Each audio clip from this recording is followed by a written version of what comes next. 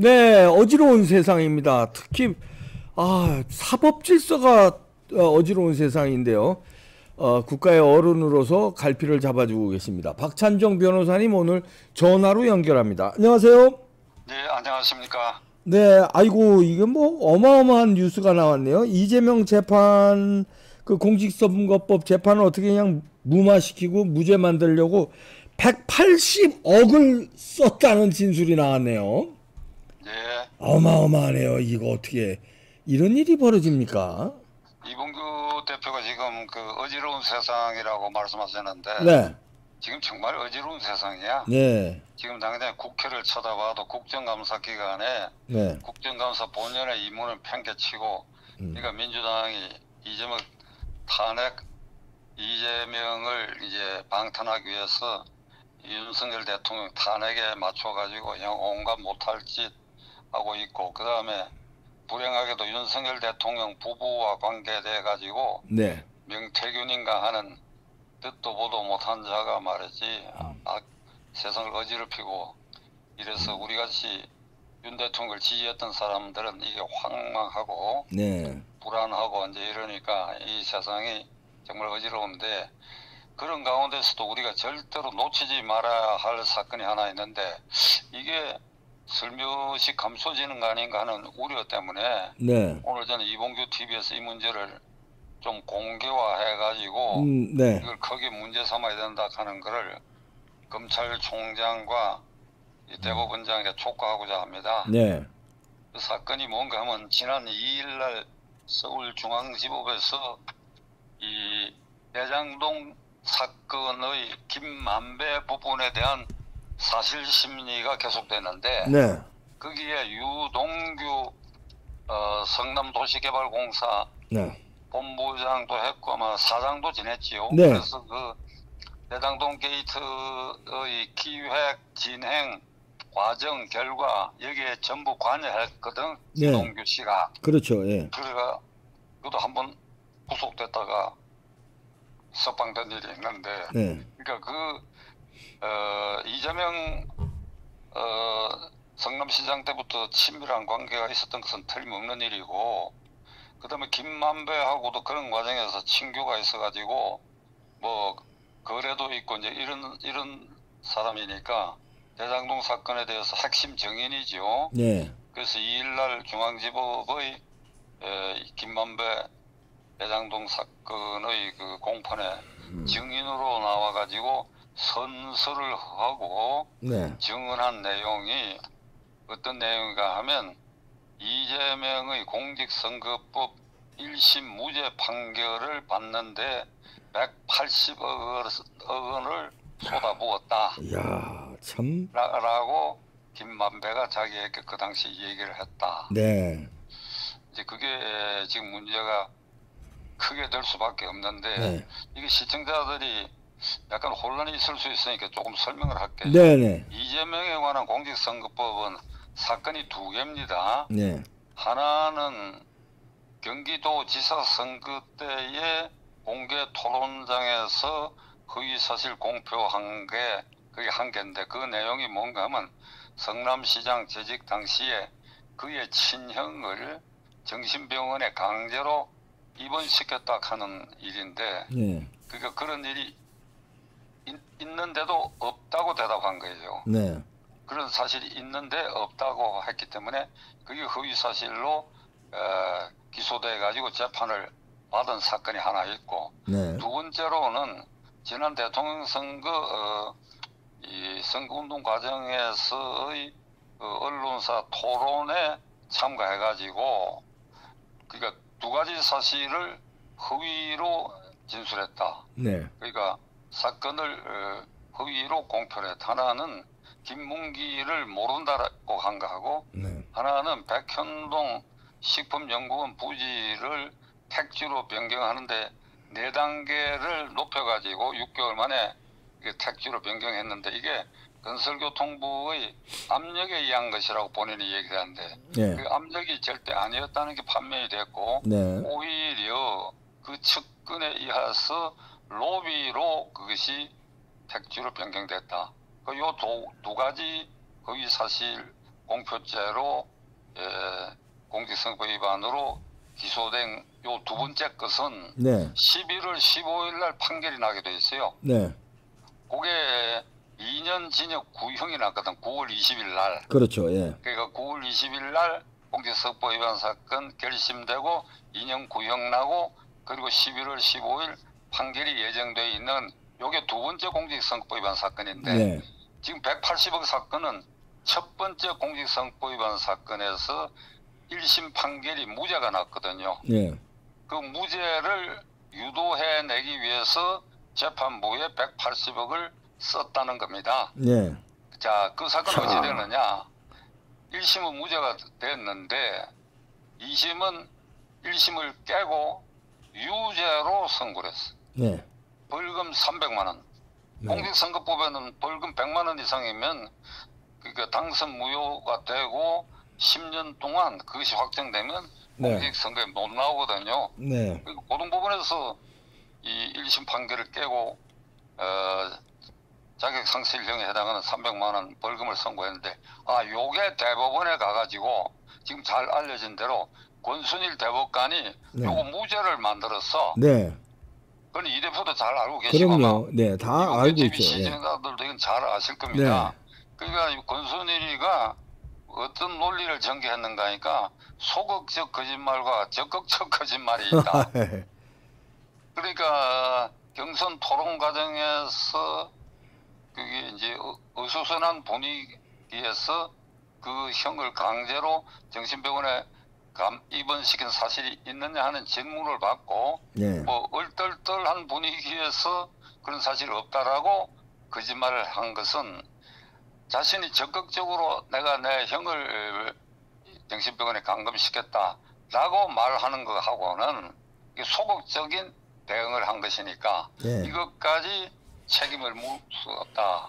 이런 해괴한 논리로 이제 무죄 판결해갖고 이재명을 살려내가지고 그 뒤에 이재명이 경기지사에도 나오고 그리고 대통령 후보에도 나오고 당대표도 하고 국회의원도 되고 이런 과정을 밟았거든. 네. 그러니까 결국은 그 사건의 1심 무죄가 대법원에 가서 역시 무죄가 인정돼가지고 이재명을 살려냈다. 자, 요 사건에 1심에 180억을 썼다. 네.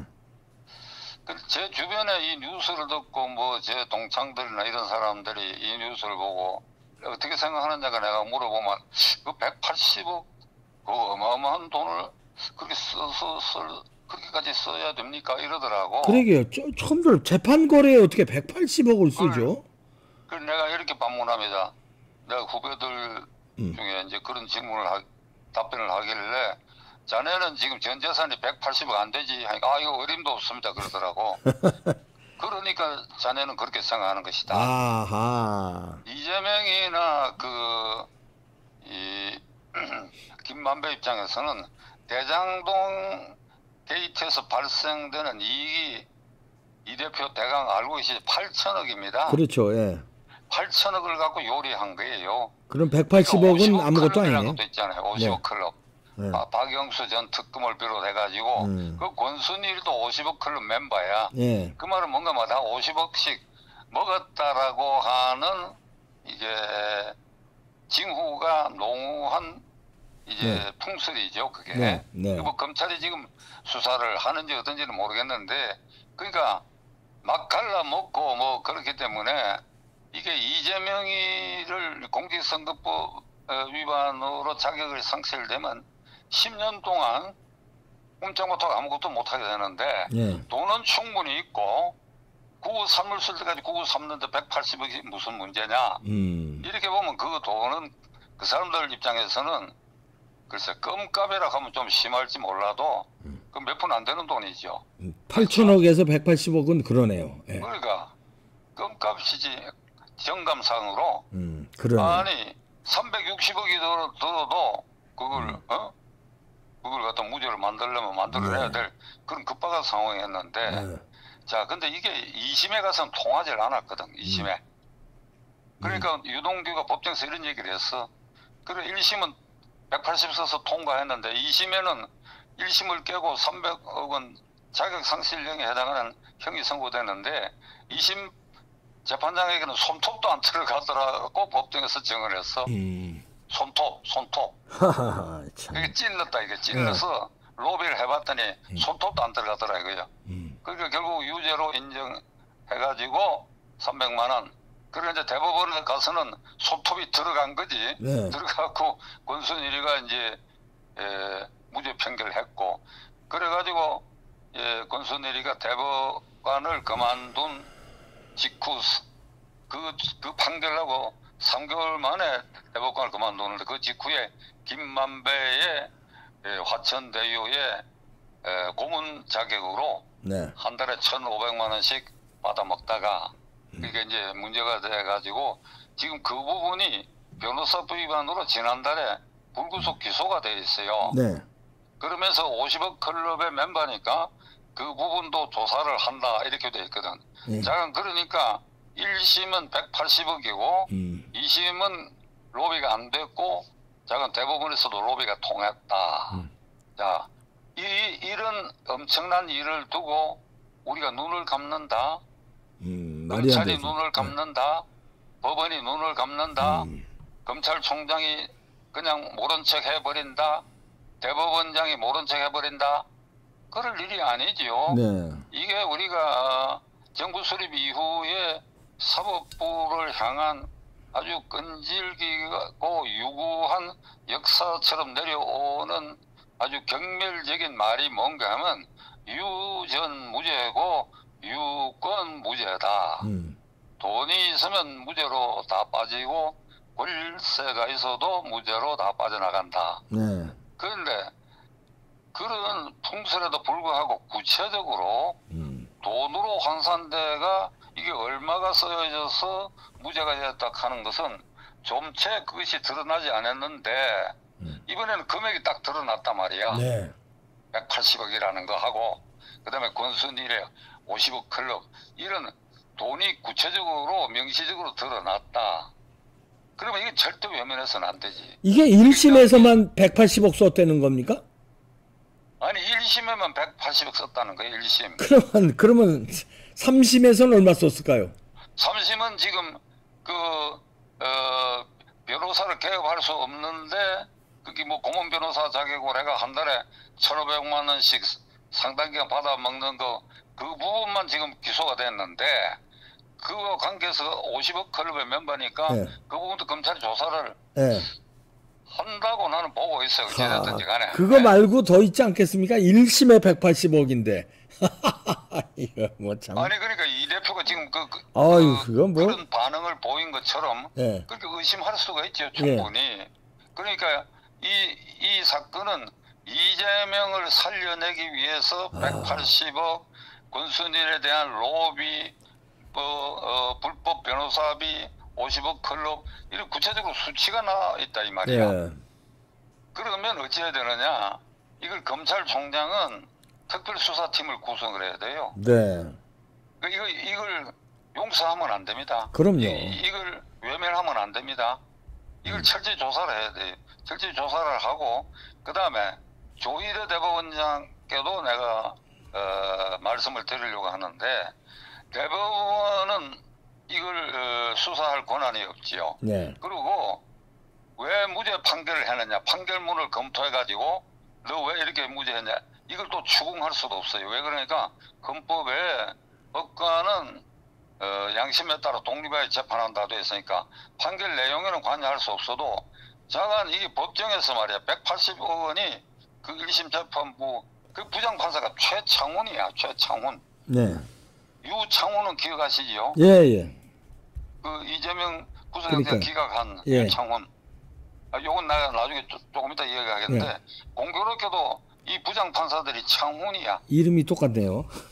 창훈이 사고를 일으키고 있는 것 같아. 그러니까 자관 대법원장의 입장에서는 구체적 판결에는 관여할 수 없다 하더라도 직무 감찰은 할 수 있다고. 그렇죠. 이 사건이 공판이 어떻게 진행되었으며 쿨인내가 있는지 없는지 주변적 관찰을 할 수 있을 거라고. 그렇죠. 감찰. 그걸 예, 감찰할 수 있죠. 예. 그러니까 그런 감찰권을 동원해가 의심스러운 게 있으면 검찰에 그걸 통보를 해가지고 검찰 수사에 협력해야 된다. 그러니까 심우정 검찰총장이 지금 취임한 지 한 달밖에 안 됐는데 임기 2년 동안에 나는 이 문제에 있어서 솜씨를 발휘해가지고 이 사법부에 오래도록 전통적으로 험담으로 내려오고 있는 유전무죄, 유권무죄 풍토를 이 사건을 계기로 발본색원에서 엄단했다 하는 기록을 남기면 그건 난 검찰총장으로 성공한 총장으로 기록될 것이다. 그렇죠. 네.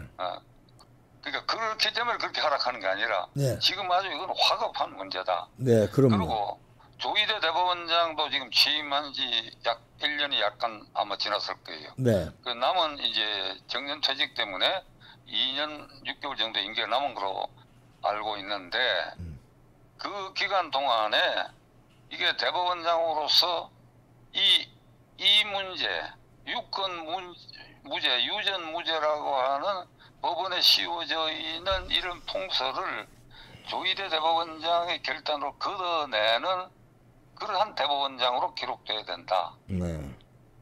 그를 나는 검찰총장과 대법원장에 강력히 촉구하고자 합니다. 네. 그 다음에 네. 검찰이 또 하나 놓치지 않고 조사해야 할 부분은 이게 전부 이재명과 관련된 일인데 네. 이재명과 관련된 또 다른 사건 작년 9월에 구속영장이 기각됐잖아요. 네, 유창훈이요. 그 담당이 유창훈이야. 네. 이번에 이 180억 구설수에 오른 부장은 최창훈이고 예. 그 창훈이라는 이름이 나쁜가 봐. 아니 근데 제가 저 아주 좋아하는 후배 창훈이 있는데요. 그 네. 박창훈이라고 있는데 그 놈은 아주 좋은 놈인데. 그건 바까니까 빠져나갔구나. 네. 이제 나하고 그러게요. 동시가 돼가지고. 예. 예. 근데 이게 유창훈도 이건 반드시 그냥 지나갈 수 없는 게 국회가 이재명의 구속을 동의했습니다. 네. 국회가 동의했어. 네. 국회의원들이 이건 구속감이라고 동의한 거를 이 유창훈이가 해괴한 논리로 영장을 기각한 거. 그럼 거기도 뭔가 거래가 들어갔지 않겠느냐 의심이 있다고 가는 거예요. 봐야죠. 왜 그런가 하면 그때 이재명이가 구속되면 제일 낭패를 당하는 게 이재명 물론 본인이고 그 다음에 김만배야. 그렇죠. 이게 이재명이가 구속되면 대장동 사건 덕이 신속히 공판이 진행되거든. 네. 그러면 김만배 운명도 신속히 결정된다 이거야. 네. 그 다음에 세 번째로 이해관계를 가진 게 그것도 권순일이야. 그렇죠. 이재명이가 구속되면 자기와 관련된 재판 거래 사건 그게 신속히 수사가 이루어질 것이고 그러면 김만배도 따라 구속될 것이고 자기도 그런 운명에 처할 것이다. 그러면 이재명은 말할 것도 없고 김만배 권순일이가 로비를 안 했겠습니까? 상식적으로 뭐 아닌다면은 했다고 봐야 되는 게 했다고 봐야지. 김만배가 로비하는 수단은 뭡니까? 돈이죠. 돈이지. 네. 권순일이가 로비할 수단은 뭡니까? 돈 받는 거죠. 유창훈의 대전고등학교 서울고대 선배라는 위에다가 권순일이가 대법관 되기 직전에 법원행정처 차장을 했는데 네. 법원행정처 차장이라고 하는 걸 법관의 인사와 예산을 주무르는데 그때 유창훈이가 대법원의 재판연구관이었어. 야, 이것도 커넥션이 또 있네요. 재판연구관을 지내면 이 하급심의 부장판사로 좋은데 승진되게 돼 있다고. 네. 그런 인맥상의 관련이 있다 이거야. 거기에 돈주머니를 쥔 김만배 로비의 중심에 있다. 그러니까 그 부분.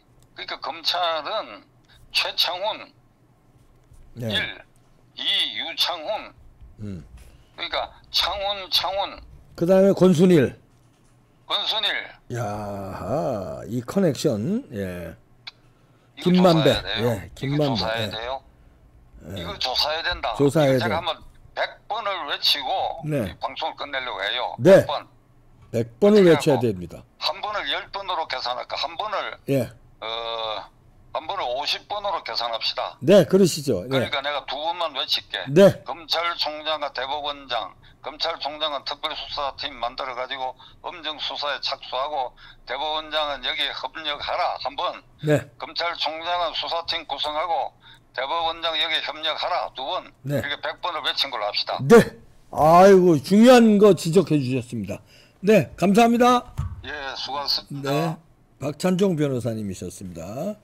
이게 무엇보다도 가장 중요한 거예요.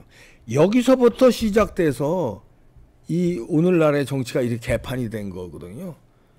그러니까 이재명을 재판 거래로 권순일이가 무죄를 하는 바람에 이재명이가 경기도 지사도 되고 민주당의 대권 후보도 되고 지금 당대표도 되고 이렇게 사법농단을 하는 민주당을 꽉 장악하게 되고 이게 다 모든 원형이 이게 재판거래 1심 재판거래 그 다음에 유창훈의 구속영장 기각 이게 근데 다 연결이 되는 거네요.